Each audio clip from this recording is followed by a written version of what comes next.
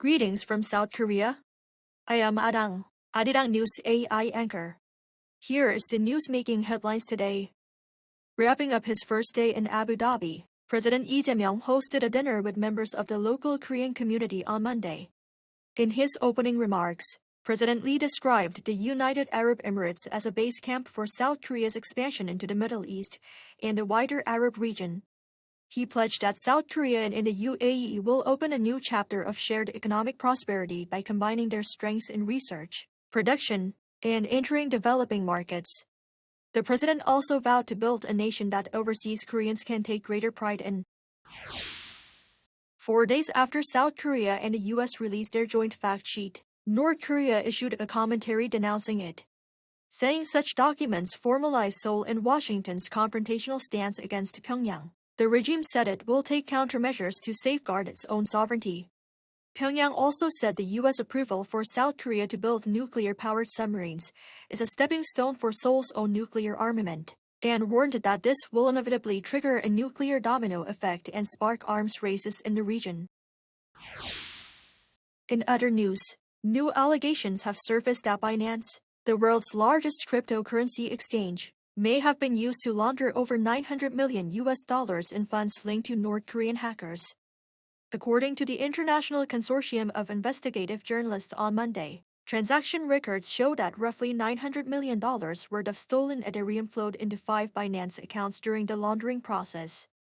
Investigators say North Korea used a crypto exchange service known as Thorchain to convert the stolen Ethereum into Bitcoin.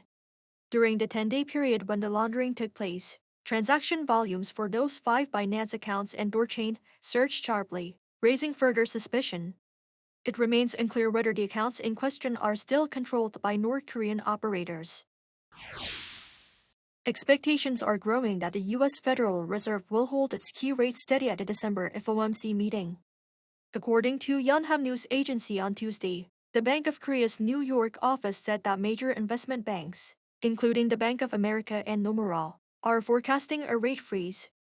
However, Fed Governor Christopher Waller said Monday that he supports an additional 0.25% rate cut, citing a weakening labor market.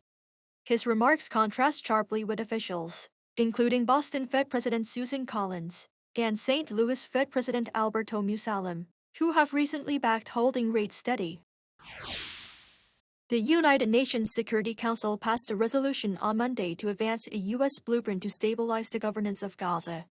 The 50-member council voted 13-0 in favor of the resolution, with abstentions by Russia and China. Endorsing the Trump administration's 20-point ceasefire plan, the resolution moves to turn the fragile truce into sustainable peace and will establish an international board to govern Gaza at least until the end of 2027.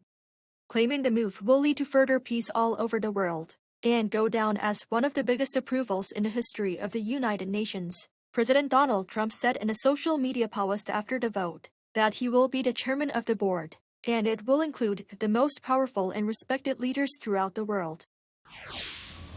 That is all from me today. Thank you for watching.